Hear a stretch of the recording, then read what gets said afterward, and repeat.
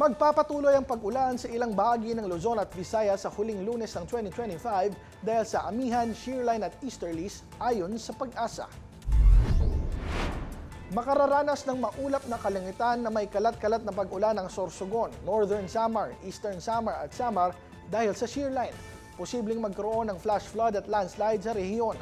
Magkakaroon din ng kalat-kalat na pag-ulan at thunderstorm sa Caraga at iba pang bahagi ng Eastern Visayas dulot ng easterlies na maaari ding magdulot ng pagbaha at pagguho ng lupa.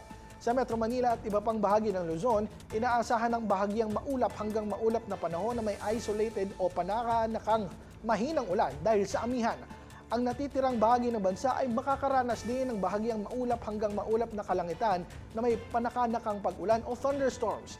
Nagbabala rin ng Pag-asa na ang malalakas na thunderstorms ay maaaring magdulot ng lokal na pagbaha at landslide.